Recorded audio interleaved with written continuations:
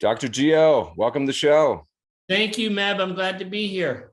I'm live from my mom's basement in Littleton, Colorado. Where do we find you today?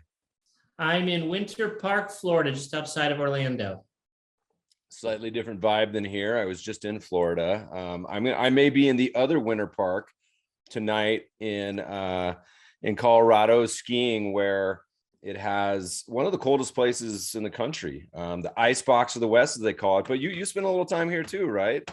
That's right. We have a cabin outside of Netherland up in Ward, Colorado, and I play a lot of golf at Pinehurst Country Club out there, and get to Colorado as often as I can. It's a great place. Well, cool, man. We're going to talk a lot about all sorts of stuff: golf, investing, psychology. What's the right title for you? Psychologist, performance coach? What's the best way to describe you when you're talking to your friends and family? Yeah, it's been an evolving thing, right? I was a college professor. I know that. Like I was definitely a college professor for 13 years and elevated to the level of full professor. And since then, it has meandered, right? Because as an academic, I was doing research in psychology, and that started working really well with golfers. And I never set out to be a sports psychologist, which is interesting. But the type of psychology I was learning so easily lent itself to sports, and specifically golf, that when I started toying with the ideas, the cause and effect was pretty dramatic, to the tune of 50 wins on the PGA Tour with golfers that I quote unquote work with. But again, it wasn't really work. I was teaching. I was teaching about psychology to these golfers. They would, go apply what I was teaching them and go win a bunch of golf tournaments. So I got labeled as a sports psychologist.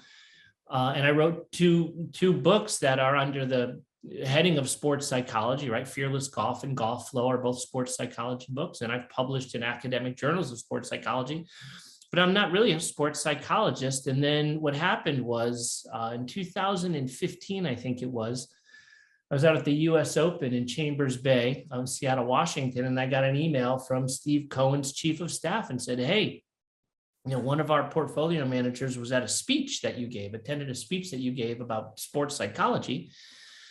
And they invited me to speak to Point 72. And I went and spoke at Steve's house to about 150 people about how I was getting the results I was getting with golfers. Because again, it was, and I say this humbly, but almost, intellectually, it's interesting how you apply a theory and you get results. But they were asking how I got the results I was getting with golfers in such dramatic fashion, again, to the tune of 50 wins. So I went and gave a talk and spoke. You said the secret is finding really good golfers. That was the secret. Yeah, well, the thing is, on the PGA Tour, Meb, they're all good golfers, right? Yeah. And so you say you play Pinehurst, by the way. What's your handicap? Where do we peg Dr. Gio? Well, I got 3 kids, so my handicap, they are my handicap. Yeah, my kids are my handicap, but probably about an 8 these days. I probably should do about an 8 handicap. All right. But anyway, I went to Point 72, and Steve said, hey, we could use some of this around here. And so then I became a performance coach. So it evolved from college professor to sports psychologist to performance coach. And now I have a stable of really good clients, some on the PGA Tour, some in the NFL, some in the NBA, and many in the world of high finance. Good. We're going to come back to all these topics. We got to rewind a little bit because you did your PhD at Emory. Am I right? That's right. All right. So my wife also did her PhD at Emory, but in a little different topic. She was a philosophy gal. And I've definitely visited a few times down there and rubbed elbows with a bunch of PhDs from Emory. So we can catch up about that later. But I want to hear about the transition. Walk us through the timeline on how you started to get some of these clients, whatever the right word is for it, how you started to coach, because there could have been a number of different paths for you to go down from the grad sort of school professorship. How did this actually, and specifically with golf too, tell us kind of how to evolve down to where you began? Sure. So I was an academic, like pure academic, level 1 research school, 2 degrees, University of Florida, and like you said, PhD at Emory. And William James, who is probably arguably one of America's greatest thinkers, the father of American psychology, but also philosophy, but a first-rate mind. And William James had observed about his own life that he was either going to go to medical school or be an academic. And he said that they're incompatible. Like the applied life is really different from the sort of philosophical reflective life. And if you want to be great, you have to choose. And so listening to James, I had chosen the intellectual academic life. I was a pure researcher, pure academic, loved the academic life of reading and writing and research and then teaching college kids at the undergrad and graduate level. But what happened to me was I got pulled out of academia. I wasn't searching, but the research I was doing, it was within an arena called social cognitive theory, which was largely amplified by a guy named Albert Bandura at Stanford University, probably the world's greatest psychologist of the last 50 years is Albert Bandura. He's a giant in the vein of Piaget and Freud and Jung, and he's probably the only giant in the field of psychology out of the last 50 years. So anyway, he had social cognitive theory. And as I was doing a real deep dive into social cognitive theory, it made such perfect sense to me. But what happened was nobody had taken social cognitive theory and applied it to either sports or finance, right? It was applied in other domains. And that's what happens is, there's 50 divisions of the American Psychological Association, right? There's military psychology, there's school psychology, educational psychology, marriage and family psychology. And sports psychology is one of them, but they all are so quarantined off that oftentimes breakthroughs in one area are not being shared in other areas. And so for me, it was, I try to be conciliant in my thinking, meaning, Carol Gilligan said that theory blinds observation. The idea being when you have a worldview, it often quarantines your mind off to other points of view. So for example, if you have a back injury and you go to a chiropractor, they're going to see a chiropractic solution, and a surgeon is going to see a surgical solution. And an ortho is going to an orthopedic solution. So wherever you go, people find solutions based on their worldview, right?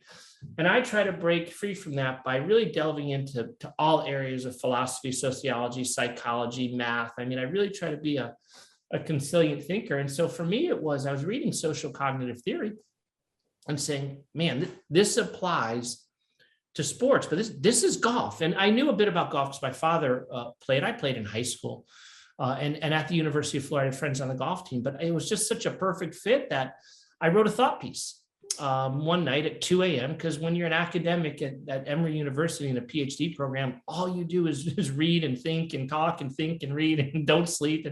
And at 2 a.m. when I was done with my regular work, I just wrote about a 20-page thought piece. In the thought piece was a profile of Jack Nicklaus. It was about 2000.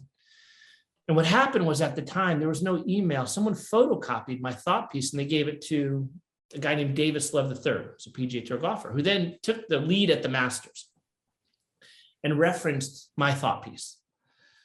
And then so people started calling me as if I was an expert on golf, but because of this thought piece. So I would talk to golfers and then they'd go sort of win. And one guy won the Georgia section of the PGA, and then golfer after golfer after golfer, after reaching out to me, started winning, such that Jack Nicklaus in 2002 hadn't made a cut on the PGA Tour in 2 years. He invited me to travel with him up to the Memorial Tournament up in Ohio that he hosts. And I stayed with him at his house. It's surreal for me, right? I'm making $42,000 a year.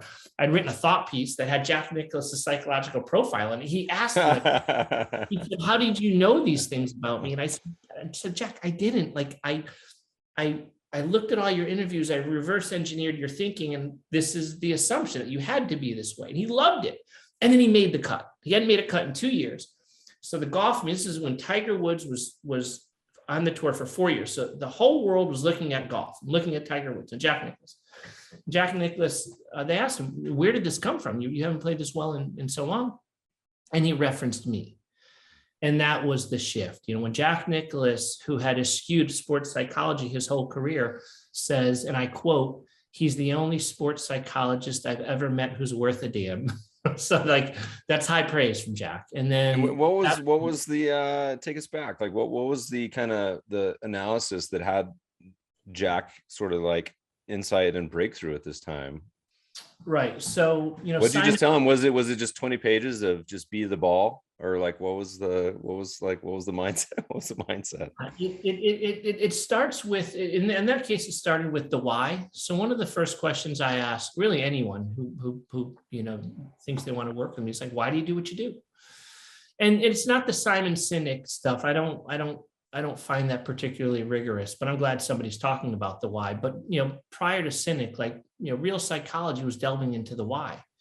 And what happens is if I can know why you do what you do, or why Jack Nicklaus or Justin Rose or Jordan Spieth, Steve, really anyone, why they do what they do, if I can know the answer to that question, I can know with pretty good probability about 5 other things about that person. I can know what informs their confidence, why they lose their confidence, when they lose their confidence, how they react.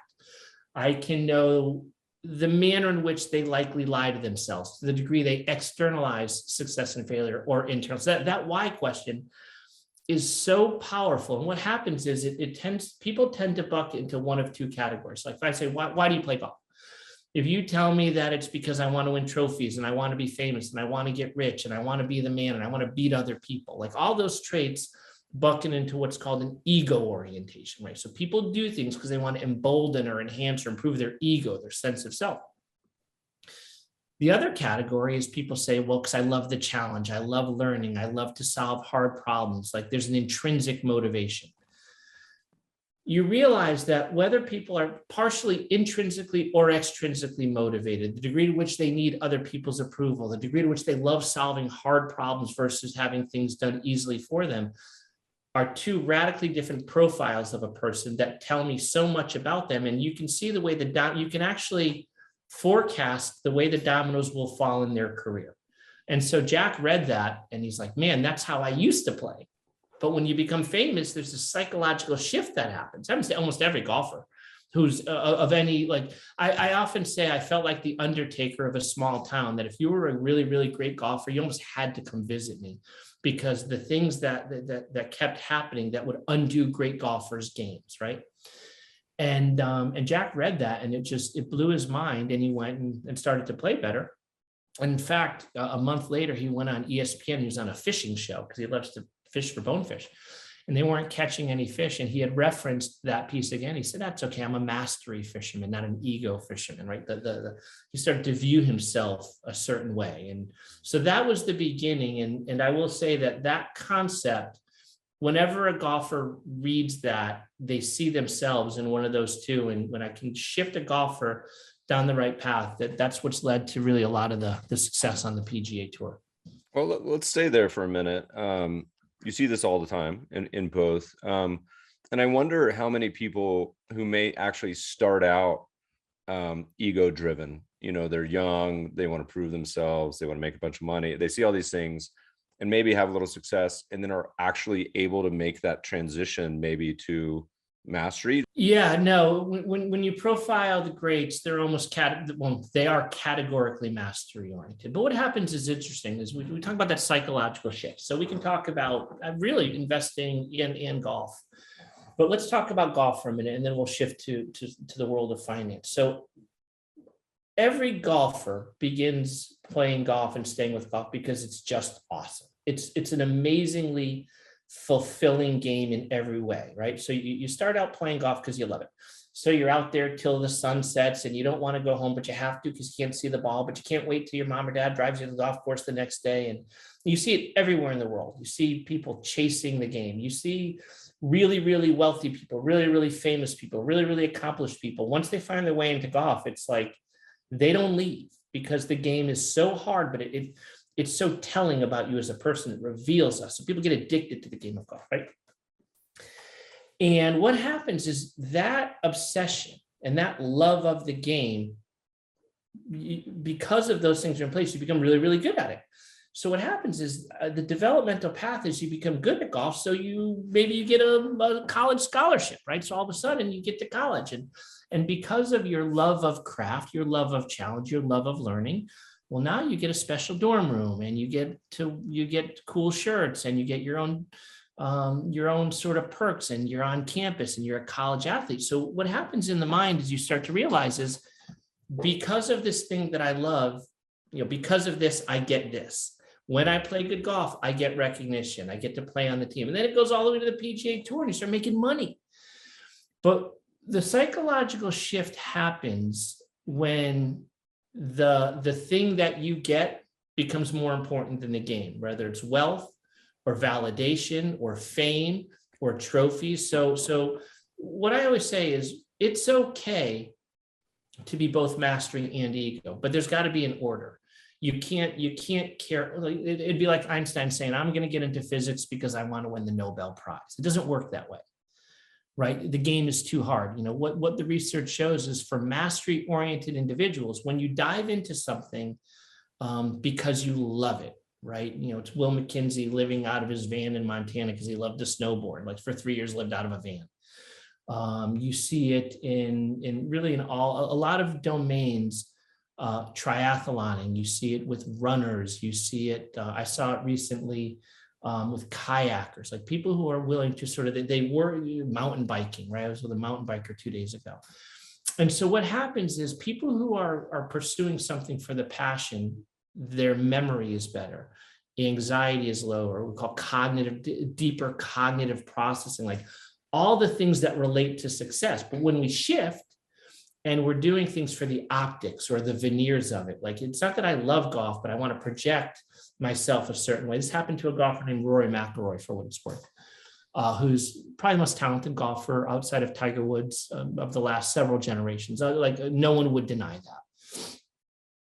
And he came out as a 17, 18, 19, 20-year-old golfer and took the golf world by storm, just won everything. And, won the US Open, I think, by 9 shots. And Jordan Spieth is another example to a lesser degree. So what happens is you come on, you love golf, you love to compete, but then he signs a $200 million Nike contract.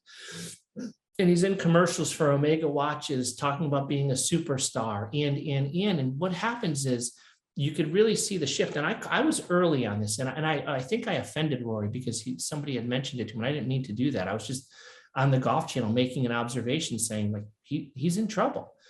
And I was on a panel, and the 4 other people on the panel, all professional golfers and analysts, like, oh, you don't know what you're talking about, blah, blah, blah. And I was in advance of Rory McIlroy's career taking a shift for the worse because I was listening to how he was describing how he was thinking about golf. I'm like, he just shifted from mastery to ego, and I know what this path looks like. And oh, by the way, he went down the tubes, and I can send you that clip later, and you can see it. And then 2 weeks later, everyone on the panel said, "Oh, now we see what Dr. Gio was talking." This is when Rory had a meltdown in the Masters, I think, and I. Or did they just say you jinxed him? They're like, this is the Dr. Gio jinx. No, Rory. He hadn't listened to the interview. But anyway, so you start seeing what happens is ego-oriented people versus mastery. And this is the interesting thing, is what they do with failure. And this is both true in investing and in sports. So for a mastery-oriented individual, someone who's pursuing something because they love of craft, love of challenge, they're on their own path and they fail. The reaction to failure is typically curiosity. It's okay, what's going on? What am I missing? How can I solve this problem? For ego-oriented individuals, when they fail, the reaction is embarrassment. Now, I really want you to think about this. If my motivation is Kaizen, I want to get better at this thing that I love to do, and I don't get it right, I might be frustrated, but I want to solve that problem. If my motivation is to impress you, if my motivation is to impress the media, if my motivation is to prove to other people, and I fail, the natural reaction is embarrassment. So you can see now 2 different paths. Failure hits, because failure is built into the big leagues. How do I react to failure? This is curiosity. I'm going to keep getting better. This is embarrassment. Now, what we know about embarrassment and humiliation is it's right up there with the most painful psychological reactions. Like there's grief, there's the grieving and the loss of a loved one. There's the grieving and the loss of a breakup. And there's embarrassment and humiliation. There are a few things more psychologically painful than embarrassment. So if you invite embarrassment into your world, that if I fail, I'm going to feel humiliated, it's like a throw switch in the brain. It's like pulling a fire on it. It shuts a building down. The amygdala part of the brain, when you introduce humiliation or embarrassment to somebody, it shuts down their talent and they start playing scared. And what we know in every achievement domain, you start playing scared, like you're done. So you can see there's a really logical path a causal chain from if you tell me why you do what you do, that I can actually see the way the dominoes will fall. I can anticipate how you're going to react to failure. And I also know that failure is imminent. And then when you react with humiliation, you start being desperate, you start over trading, you get out of positions too soon, you have no conviction, and on and on and on. It's a cluster of bad habits. And what most people try to do with the analytics, right, and risk teams and hedge funds all over the world is say, here's your trading behavior. We have to change the behavior. What they're not doing is understand that behavior is an expression of the why initially. So it's all fascinating to me. Yeah, we there's a quote that I attribute to our buddy Mark Yusko that says, and it may just be an old trading axiom, I don't know, but he says, every trade can make you richer or wiser, but never both. And it's often talking about, losing and failure as an investor, and this applies to all walks of life, but as a badge of honor and scars that you can learn from. And we talk a lot on the show about having to be a good loser, and particularly in the investing world, but applies so much in sports too. So it's easy to say, okay, fear, we can recognize it, and it's a huge problem in golf and sports and investing too. But how do you conquer it? Is conquer the right word? How do you become aware of it and kind of deal with it? Like what's the coaching advice to that? If you know that it's a big problem, then kind of what do you do about it?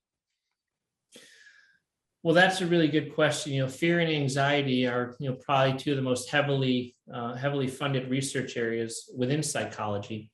Fear, anxiety, things like PTSD, like real problems. So fear is a difficult one. So in the absence of real trauma, there are absolutely strategies. So for example, there's a concept in psychology known as self-efficacy, and self-efficacy is just operationalized confidence. So just think of self-efficacy as confidence, right? So within that research arena, there are three. So this is true of you, everyone who you work with, everyone who's listening to this, and everyone who's walking down my street. That underneath the veneers of who you are, there are three belief systems that are always at play. It's your self-concept, which is how you view yourself, right? So if I were to ask you to give me 5 or 10 words to self-describe, that would essentially be your self-concept. It's your identity. It's how you view yourself, right? Running in tandem with that is your self-esteem. And self-esteem is how you feel about yourself, right? Well, so self-esteem and self-concept, they're somewhat related, right? Like if I give great descriptors of myself and I like myself, right? But then the third one is self-efficacy, which is your confidence. So you got 3 different self-views. What we know is self-esteem is problematic in the research literature because it's predictive of exactly nothing, right? It doesn't predict whether you're going to be good or bad at something. It's just a feeling. And it's interesting and it matters to overall psychological health, but in the achievement domain world, it doesn't matter because it doesn't empirically relate to anything. Self-concept, how you view yourself, sort of matters, right? In the right situation, it's important to feel important. But the most important one is this idea of self-efficacy, which is confidence, right? And here's why. Your confidence tends to get informed by 4 types of experience. Number 1 is your past success and failure, right? So if you've been successful time and again and again and again and again, you're likely to be more confident that you'll be successful in the future. The problem with the math around that is the brain tends to overweight failure. In other words, losing money hurts more than making money feels good. So I want you to really think about this. If you are an investor and a trader, and you're open, when the markets are open 250 days a year, and you've got a 20-year career, so what's that? 5,000 trading days. Called 5,000 trading days. Markets are open, and you happen to be right. Let's say 60% of the time, right? So 40% of the time, so 2,000 trading days, you are wrong, right? It's 2,000 iterations of anything. You have to assume. I did the math wrong there, but it doesn't matter. What actually matters is that the brain overweights the pain that comes with failure. And it is amplified when you're an ego-oriented person and embarrassment, like the pain of embarrassment that you have to tell your wife or your family that you're going to draw, or that you got fired, or your management team, or your risk officer, or the founder of your firm, right? And so what happens is confidence is informed by the wins. but we overweight the losses, which is why over time, even though investors develop more skills, they tend to become more risk averse, right? The research shows that over time, we become more risk averse. And this is in a world where you get paid for smart risk, right?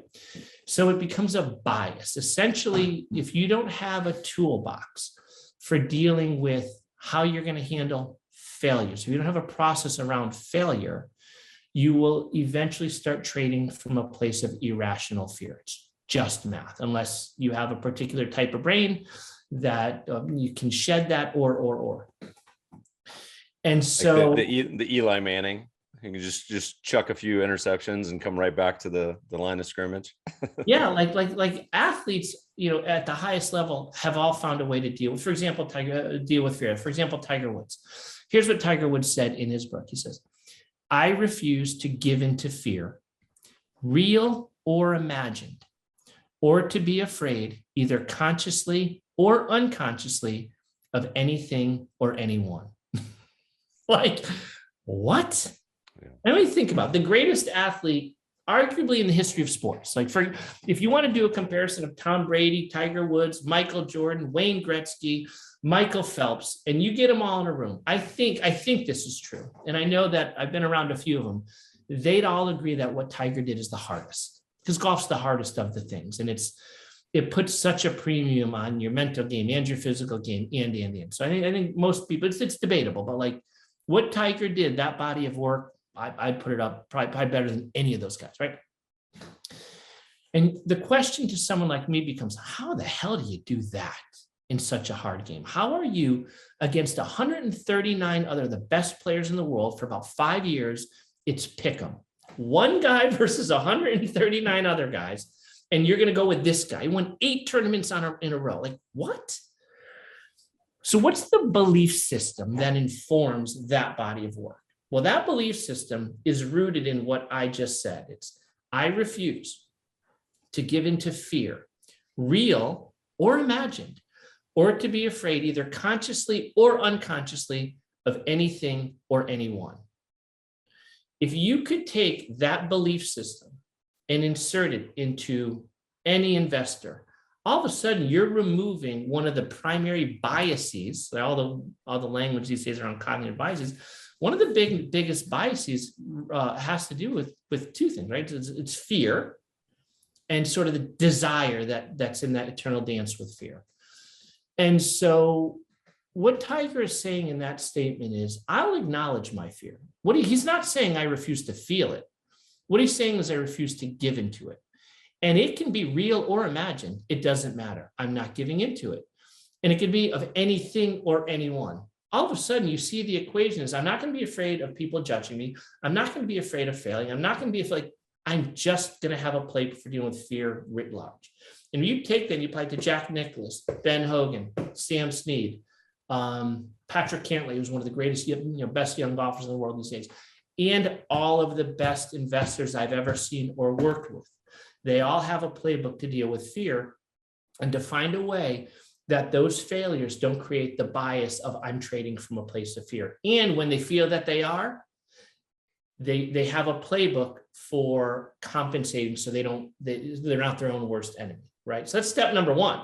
And there's about 20 other things I can talk about. I feel like I'm talking too much, but the idea of managing the emotion of fear, how you're going to deal with the type of failure and embarrassment and frustration that leads to that fear is of paramount importance if you want to be great at anything, particularly a world like investing or sports. And so, like, I mean, if we could just briefly, I feel like we could do, a dozen episodes on some of these topics, but this concept of building that toolbox, I imagine some of the hack golfers like myself on here listening to this. And I was going to say, the last 5 times I played this course, I shanked it into the lake every time. So Tiger's not shanking in the lake, but maybe he hits it in the rough or something. And, you say, I have this, toolbox to deal with it. Like, what is it? Like, what does that mean? How do they kind of cope with it? Because I feel like a lot of people listening to this would be like, okay, well, great. It's easy to say. So what do I do with it? Yeah. Not to be scared on the tee box, but son of a bitch, I've hit it in the lake every time. So now how do I can forget it, but then I'm just going to hit it in the lake again. Right. No, that's an awesome question. Really, really good question. Really smart question. And so that defines sort of the early, sort of the mid, the late early part of my career, right? So in psychology, we talk about there's two different types of knowledge, right? There's conceptual knowledge, which is to know something, right? To know something, right? Knowledge, content knowledge. And then what's called procedural knowledge, which is to know how to do something. And then how do you bridge that divide, right? From theory to practice. So in the early part of my career, I, as a young, sports psychologist, right, which I guess I was at the time, I tell golfers, hey, you got to be confident. And oftentimes they'd be like, okay, how do I do that? Because I don't feel confident right now. And I say, well, the theory says you should do this and this and this.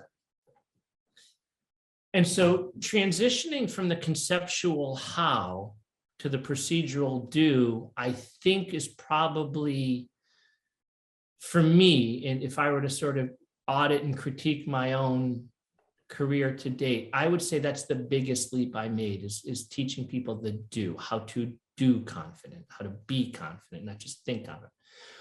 And I'll tell you one of the things that's at the maybe the center of the work that I do with my clients writ large, and that has to do with the psychology of attachments, right? So attachments are huge. Here's what I mean. There are two benchmark statements, and this is just my opinion, by the way. Anyone listening you can roll your eyes, you can say that guy's and I accept all of it. You can critique me all. This is just my worldview and the research I've done. And if you have better answers out there, I'd love to hear from you. But this is where I've arrived as a scholar. So there are two benchmark statements in golf and in investing that I use. So in golf, when I wrote my first book, which is called Fearless Golf, which I don't even have a copy of anymore, which is remarkable. What I taught golfers is there's one essential question you have to ask yourself. And that question is, what's my target? And when I said this to my former advisor, I said, yeah, so I'm doing this work with golfers. It's going really, really well. And he goes, oh, what's it predicated on? I said, well, I teach them. And he goes, you're telling me the best golfers in the world don't understand that they should be picking a target on every shot? I said, remarkably, no. He goes, how could that be? And I said, well, it's not that they don't know it. It's just there's so many distractions. Because all of a sudden they're thinking, well, the guy in my group is playing better, and there's the leaderboard, and oh my God, look who's watching. And they're like, there's so much information happening that they forget the fundamental fact that you should pick a target on every shot, and that you should make a fearless swing at that target. And that's a very clarifying question, right? And so golfers all around the world are out there. And if I ask them, like, hey, are you a competitive person? They're like, yeah, I'm competitive. I'm like, well, who are you competing against? And then they get the deer in the headlights. Like, well, are you competing against other golfers? Is it against the past? Is it against other players? The leader? Like, if you call yourself competitive, who are you competing against? If you can't answer that question, then you're chasing a phantom here. It's what is it? Don Quixote in the windmills, right? And so what I always tell golfers is you should be competing against the golf course architect or against the golf course itself, and every shot have a target. Like, that is the litmus test. That's the clarifying statement, and everything else dissolves. For investors, depending on the particular type of investments, different for private equity maybe and startups and such, but I'll put it out there anyway, and people can vet the idea. What I say is you should deploy capital proportional to the opportunity in the moment. And I think that's a really obvious statement. You should deploy capital proportional, meaning the amount of capital you deploy is proportional to the opportunity itself in the moment. And people can roll their eyes and say, you got a PhD for that? Okay. But try investing professionally for a living and realize how difficult it is to do what I just said, because investors deploy capital for all sorts of reasons. They deploy capital into, let's use an example, use Restoration Hardware because it's on my mind. I'm going to put more money into Restoration Hardware because I lost money on Restoration Hardware and I know it's a good company. And in my mind, I've got to make money the same way I lost it. Well, that's not deploying capital proportional to the opportunity. you're deploying capital because you lost in restoration hardware, or maybe you made a lot of money in restoration hardware and you need a win so bad you're going to go back to your wheelhouse because we regress to things that made us feel good at some point. That's not rational. That's not deploying capital proportional to the opportunity. Let's say I'm I'm an investor who I generated $20 million in P&L last year, and my payout's going to be, I don't know, let's call it $5 million, right? So $5 million check each of the last 3 years. And so I've saved $10 million and I'm on a real career trajectory. And I've got, let's say I've got $15 million saved and I'm at a good point in my career. And I think it's going to be like this forever. So I buy a piece of land in the Hamptons and I build a $9 million house. And as they're doing construction on a $9 million house, the expenses have ballooned because they always balloon to $14 million and I'm in a draw. And oh, by the way, my process, which has worked each of the last 3 years, and I've generated $15 or $20 million of personal wealth. And now I've got a $15 million expense on top of the lifestyle that I've built around my wealth, because I fly private a little bit here and there, and I'm flying first class, and I'm in a draw. And so my prospect for making money this year is down, and all of a sudden I need to make money because I've got these fixed expenses in my life. I need to. So now you're imposing your needs on the market. You are not deploying capital proportional to the opportunity that presents itself. You're deploying capital because you need to make money to pay off an expense. So I can go example after example after example after example of how some of the smartest investors in the world do not invest rationally. And by the way, this is true of quants and systematic traders as well. People say, well, that's why we have systematic trading. And that's why we're quants. We trust the math. Really? Okay. So here's the bias there. The quants, and by the way, I did a lot of math in grad school at Emory University, 5 doctoral level statistics courses. I love math. It's the language of science. But people create algorithms and systematic processes as much to guard against their own biases as the fact that it's sort of good, good fiduciary habits. And what happens is, even though the algorithm is static or malleable, the person deploying it isn't. That's a human being pulling the trigger there. So to think that quants, and I've worked with many of them, many of them, don't have biases is the height of all folly. That's like, good luck with that. So again, what I'm going to say is go back to the litmus test. We should deploy capital proportional to the opportunity in the moment. And if you're doing that and you have a process around that, and there's a wash, rinse, repeat, like the back of a shampoo bottle, right? If you want to know how to be a great investor, look at the back of a shampoo bottle. Lather, wash, rinse, repeat. Have a process. Stick to that process.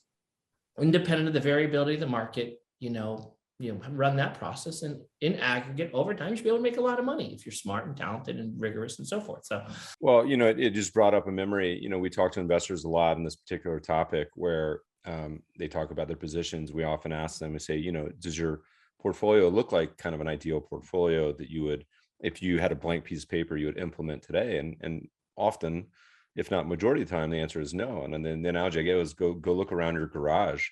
Right.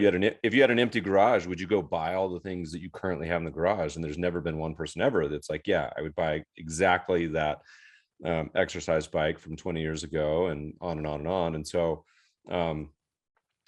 there's a quote recently by Adam Grant where he's like, I don't want my ideas to become my identity. And I think it works both ways, where people just, these attachments they have, and it works particularly with the investing world. Once you have a position or have an experience with the market, it triggers a whole cascade waterfall of problems or emotions that then get attached to that.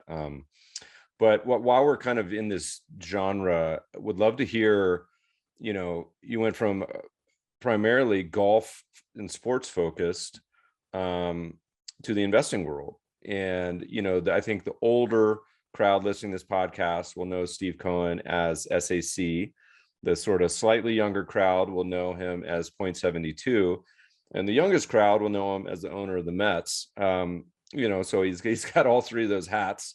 But tell us a little bit about any differences. You kind of go from the greatest athletes in the world to some of the titans of the investing world.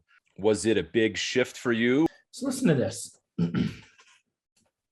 So you're asking about my transition from golf to point 72. So I'd worked with a few investors prior to point 72 coming, so I knew a little bit about the language.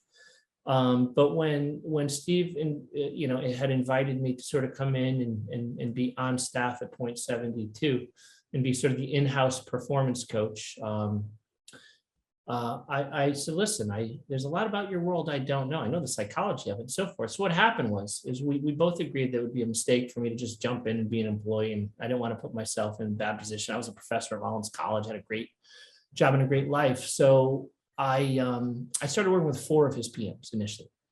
And so let's just work with 4. Let me sort of figure some things out. So I was in Colorado actually on sabbatical. Interesting that I was living in Colorado and I flew to point 72 twice a month. Hanging out in your cabin. That's very thorough of you. It was very thorough of me. It was arguably the best, most idyllic time in my life because my cabin has no internet and has no cell phone service. It was built in 1940. So I would have to come down the mountain to check out anything. It was awesome. And so what happens both in the PGA Tour and in the hedge fund world is quote unquote the man in the arena, the person in the arena. You have to earn that respect. PGA Tour golfers are not going to give you their time or attention for any other reason than they believe you're going to make them better. Portfolio managers, at point 72, no one was forced to work with me. It was never you have to work with you. It was always if you want to. Started with on the PGA Tour. I started with one golfer, Heath Slocum, Chad Campbell, and it grew to a stable of some of the best golfers in the world. I worked with over 100 PGA Tour golfers. At some point, I'd worked with all 3 medal winners in the 2016 Olympics. Right, Henrik Stenson, Matt Kuchar, Justin Rose. Justin and Matt more than Henrik, but it was all word of mouth. It was, hey, I heard you can help me. Golfers will always call me, hey, I've heard you can help me. And my answer is always, I don't know, but I'm happy to try.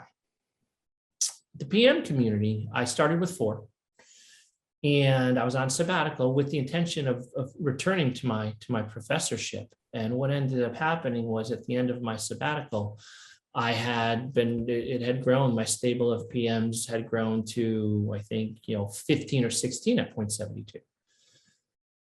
And point 72 said, hey, we'd love you to stay and come on full time. And I thought, this is working out really well. And I love the work. And that's the thing that I listen to, talk about a mastery orientation. I love working with portfolio managers and investors. And the reason is because the horsepower, the IQ points. Wall Street attracts some really, really, really smart people.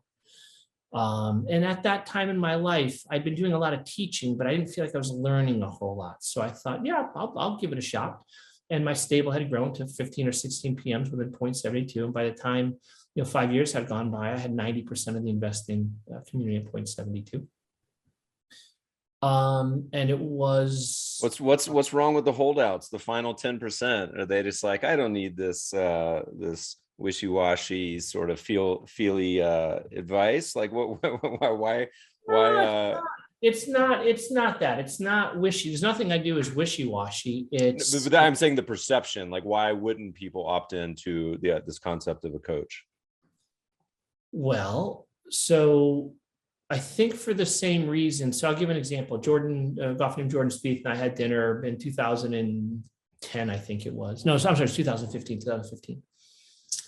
And he said he was doing really well in the PGA Tour, not great but good. And I said, well, how do you think? He said, your books really helped me, and I was thinking maybe we should work together. And after a 3-hour dinner, I said to him, I said, Jordan, you don't need me.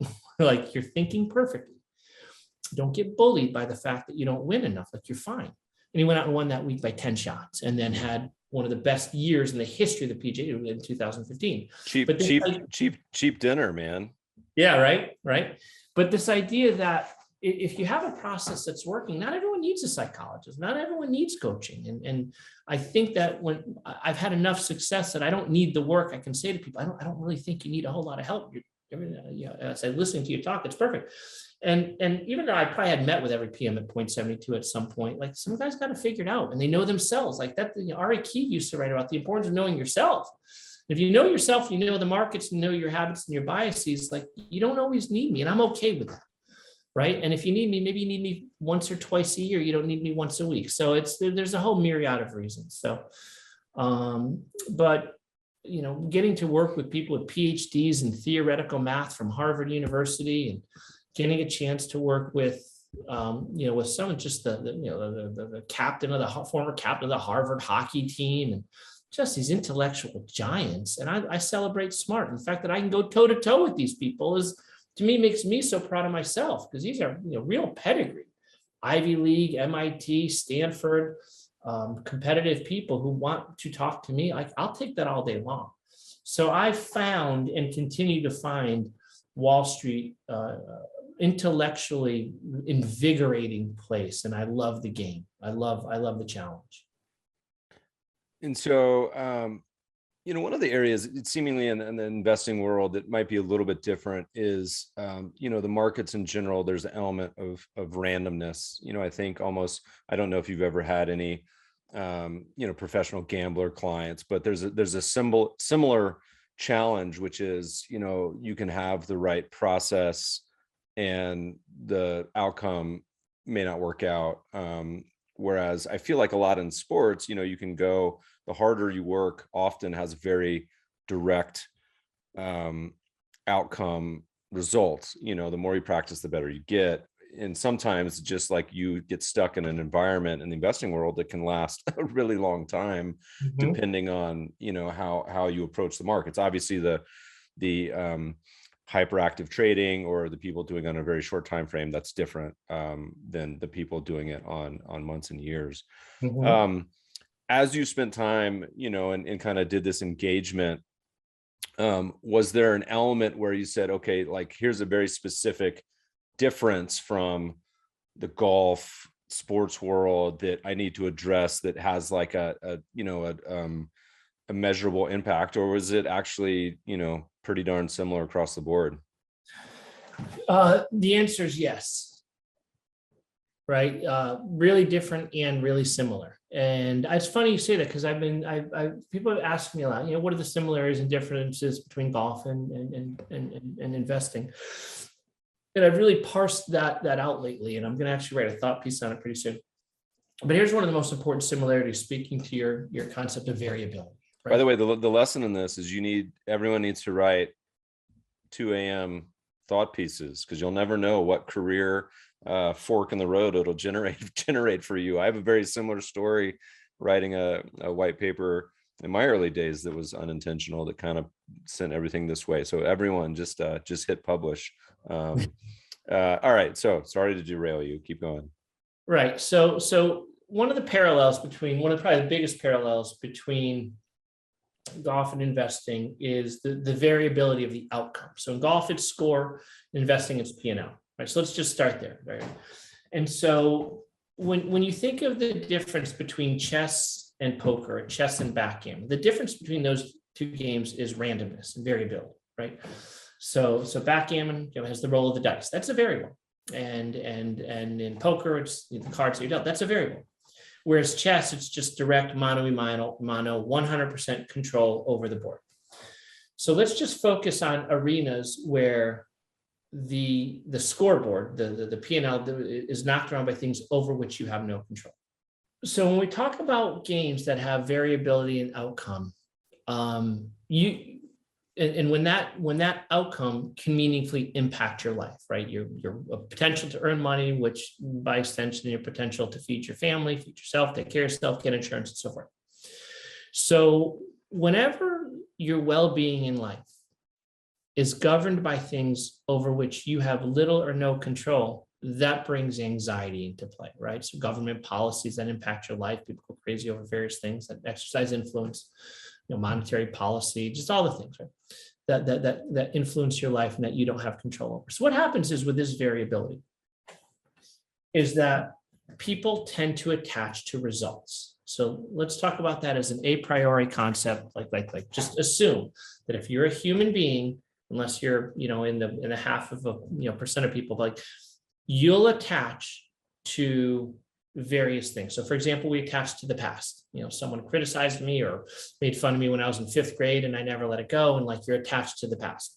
To the future, people attach to the future. It's, oh man, what if I never make another dollar? What if I never find love? What if, various things. We create our own anxiety because we project ourselves into an uncertain future. That's an attachment. What we know is that people also attach to short-term results. And so you're making money, you feel good. You're losing money, you feel bad. As a golfer, you're making birdies, you feel confident. You get bogeys, you lose your confidence. And so our mindset, if we don't have a proper way of viewing it, tends to look like our P&L. So I'll give an example. Just hold up. I was looking at something earlier. I wasn't being rude while we were talking. I was actually looking for something. So this is a simple statistical trend line, right? Let's call that a trend line. And one of the things I'm always saying to investors is, or golfers is, if your results are the blue line, I want you to be the orange line. In other words, your process should be consistent and get better over time, independent of the variability. So this is the relationship, should be ideally the relationship between process and results. Maybe you don't want your P&L to swash around that much, but like the world is what it is. And so what happens with most investors is their emotional stability or their emotional well-being tends to look like the blue line. Their emotional, and I always say to athletes and investors, I don't want your psychological profile to look like that blue line. I need you to look like the orange line. Like I need your emotional profile to look like the orange line, not the blue line. But in the absence of having a process around that, that's what people look like, making money, you feel good. And what's that old saying? You're making money, it feels like you'll never lose money again. When you're losing money, it feels like you'll never make money again. And your psychological aperture changes if you don't have a process or someone like me to hold you on that line, or someone, like someone in your firm or whoever you work with, right? And so this idea of the psychology of attachments, that we tend to attach to short-term results, and then we react to them. And so what happens is this, and I'll use a metaphor.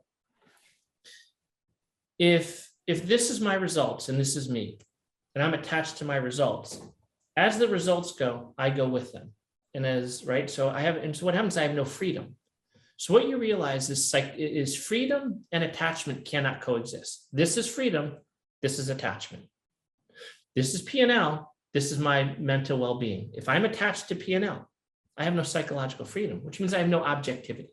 I have a bias. If I am attached to short-term results, and if my psychological sort of emotional profile looks like that blue line, there's absolutely no way that I am making clear, objective decisions about the opportunity in the market. So it begs the question, and it brings into play that what I call is the hell. And this is what I do with all my clients. Once a week, we detach. We actively let go of things that are in our mind. So, for example, ask ourselves a simple question every Friday: to what am I attached that is influencing my mindset that I don't want to be there, that I didn't put there, by volition or will, that I haven't chosen? Well, I can ask myself the question right now: what am I attached to? Well, I'm attached to, the quote that the plumber gave me to replumb my house. I'm sort of I'm attached to that. I'm attached to, in 5th grade, the teacher told me, to mouth the words to a song in the school play because I have a bad singing voice. That really hurt my feelings. I'm attached to the fact that my portfolio was up 30% because the market was, and now I'm only up 10%. So I gave back 20%. And, now there's a built-in bias to recoup that loss because I had already spent that money and I was budgeting of retiring or this stuff. So all these attachments that we have, and people don't take the time to let go, to detach from things that are irrational, right? The fact that somebody cut me off or, took a parking space. I mean, people are walking around. It's like Pinocchio, right? With all these strings. And everyone's walking around as a bundle of attachments, but they have no psychological freedom. And by the way, this isn't me. This is Henry David Thoreau, right? Man is born free, but everywhere he is in chains. And scale that to humanity. So unless you do some real work around letting go of the things that are hemming you in as a human being, there's absolutely no chance that you're functioning at your optimal level. Kelly Slater, greatest surfer in the history of surfing, went through a slump in his career. He had a film crew track his quote unquote comeback year when he won finally, I think after several years of being irrelevant, he won the world title. And when he released the documentary, guess what he called it? He called it Letting Go. Because in order for him to regain or to reinvent himself, he had to let go of the past. He had to let go of his failures. He had to let go of who he used to be. He had to let go of all of it and reinvent himself with psychological freedom so he can go and be fearless. And so this idea of letting go, that people don't let go of the past, they don't let go of bad trades, they don't let go of pain, they don't let go of slights, they don't let go of the things that hem them in. We don't let go of fear. right? So fear defines we don't let go of failure. So failure defines our lives. And so in the absence of having a process around letting go of the things that the movie Fight Club, or the great movies of my generation, is this awesome scene in which Tyler Durden says to his alter ego, he says, "Let that which does not matter truly slide." Like, what a line. And this is what people mostly don't do. We attach to things that don't matter. We live our lives with this internal dialogue talking about shit that does not matter because we don't let it go. And the beauty of the inside of that line is, let that which does not matter truly slide. Like, if you can truly let go of things that don't matter, the type of creative freedom that comes into your mind, it's like being reinvented as a human being. Steve Jobs talked about this, by the way. You know, when he was kicked off out of his own company and released, you know, the board had fired him. And this is before he had founded Pixar. He was walking around aimlessly. But what he said is, the lack of no one had any expectation. I was free.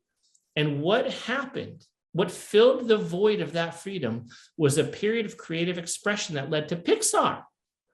And so sometimes these detachments are forced, and sometimes, like, we have to do the work to let go of things. So I want to hear about how to do the work and break these chains. Because if I go upstairs, I talk to my wife, and, you know, I might say, you know, babe, just let it go. You know, the reaction I'm going to get is not going to be a positive one, or my 4-year-old. But I think a lot of people listening to this probably identify some things they would love to be free of or let go. They just don't know how. And this is probably the topic of many more hours. But do you have any just general suggestions for those people that want to actually try to put this into practice?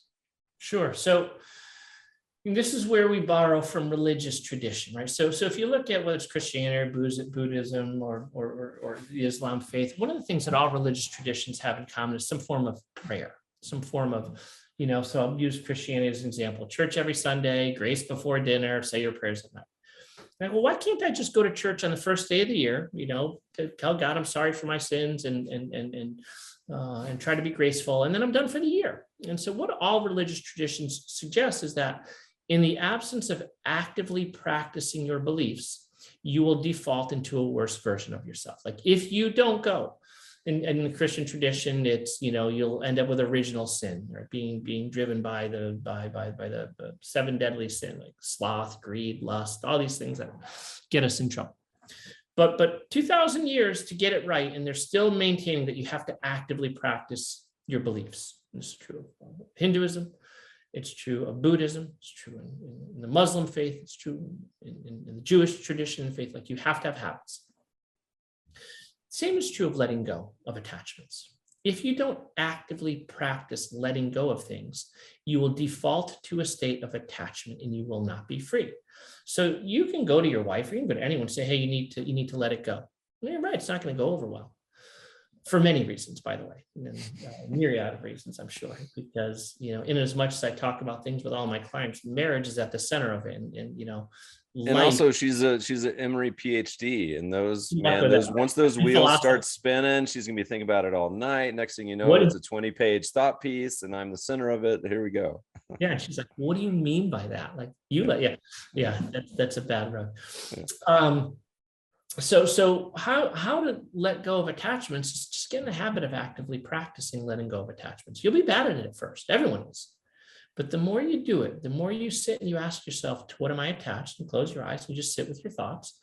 You identify the attachments and you just tell yourself, let it go. And you just keep repeating the phrase, just let it go, let it go. You'll have a moment where you're like, oh my God, I just let it go. Like, I'm free. I'm free of that. And the active practice of letting go of attachments leads to the type of psychological freedom required to be good at anything you do. I'll say it again. The active practice of letting go of the things to which you are attached is required for you to be really, really good at anything. And I defy anyone to argue that point with me. The only argument I've ever heard that could even come close to disagreeing with that is, well, you should hold on to your failures and channel them in motivation. Like so Tiger Woods, Michael Jordan, like in his Hall of Fame speech, Michael Jordan called out his high school coach, like, you know, remember you cut me, man, you screwed up. So I understand holding on to slights and channeling them to try to have fuel and motivation for the journey, as the Chinese proverb says. The problem is when you attach to those slights too powerfully and they define you, you handle failure in a way that leads to failure more often than success. But independent of that argument, there is no argument. There's just, you've got nothing to say, in my opinion. So that's really partially central. It's central to a lot of the work that I do with my clients. Like, we're actively letting go of the attachments that compromise our psychological freedom, because we need to see the world as it is, not through our biases and our own histories and so forth. So what you were talking about reminds me so much of this discussion of process and performance, which so many in our world, even at the top echelons of institutions managing in the hundreds of billions, if not trillions, they talk a lot about process and performance and then don't behave that way. Often they do on the buy side, but maybe not the sell side. I've yet to have an investor call us up and say, you know what, Meb, your performance is too high, so we're going to sell, what you're up to. It's always on the flip side. I want to comment on that, because I have a statistic I pulled up for you that this really matters. This really matters to anyone who wants to be good at something.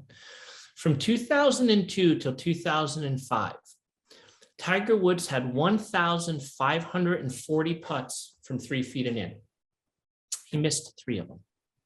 So when you really think about this, 1,540 times over the course of 3 years, Tiger had a putt inside of 3 feet and in. Now, this is in wind, in rain, imperfect greens, left to right, right to left, uphill, downhill.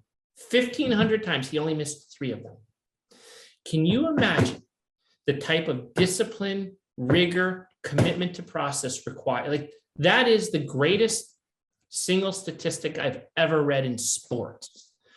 People have no idea how hard it is. That's why there's nothing that Tiger did that was like, that is the tell of how good he is. You want to hear how good Steve Cohen is? Here's how good Steve Cohen is. I asked his wife this. I said, I have a quick question. How many days off does your husband take? And I haven't known, this is when I hadn't known Steve for that long. I said, she said he's taken 4 days off in the time that she'd known him. So if you go 40 years, 250 trading days, called 10,000 days, we'll just average. For 10,000 days, Steve Cohen took off 4. You know why? He was in the hospital. And as soon as he woke up from surgery, he had them set up monitors, as the story goes. In other words, Tiger Woods shows up every day for his craft. Steve Cohen shows up every day for his craft. The everydayness. You don't just show up for the good days, like showing up and being present in the moment for what you're doing really matters. And so when you tell me about this buy side, sell side, and having a process and a commitment to a process, you want to see who lives at the tail end of the curve. It's people who keep showing up. It's Tiger Woods, 1,540 putts from 3 feet. Missed 3 of them. That is an insanely hard thing to do. 10,000 trading days for a guy who doesn't need the money. Missed 4 of them, was in the hospital. That's an unbelievable. I admire that kind of commitment so much. And I can give you example, and guess who these people are? They all occupy the tail end of the curve. It ain't talent. It's not IQ points. It is those things, but it's also the everydayness of showing up for the job. I'm just picturing 2 visuals as you're talking about this. One is the Tiger Woods putts. I just picture like the 3 that he missed. It's either like a ladybug or earthworm, just like moseying around. Sure. And I also picture Stevie Cohen being in the hospital bed and like unplugging the EKG machine and then like plugging in the Bloomberg, so he has it like where it was there. And I'm going to reference you on this one because this is from one of your pieces, but you talk about, I think, a perfect quote to kind of wind this down is the Thomas Edison. The reason a lot of people don't recognize opportunity is because it usually goes around wearing overalls and looks like hard work, which I pull from you. Dr. Gio, where do people go? They want to call you up to say, I'm the world's top poker player. I need some help. I'm in a rut. Where do they go to read some of your missives? Any good places? Yeah, I just put up a website. I don't know if it works, but it's like giovaliante.com. Or you can find me on LinkedIn or email, I guess, Gio Valiante at Gmail. I don't know. There's all sorts of ways to find me. And I've got a couple of really good people around me that, field all that stuff and parse it out, and we get back to everybody. We don't ever leave anyone abandoned. We know the world's a hard place, and the work people do is really, really hard. So if you want to get to me, you'll get to me, and we'll have things in place to help everybody. Awesome, man. Dr. Gio, thanks so much for joining us today. Thanks, Meb. Have a wonderful day there in Colorado, buddy.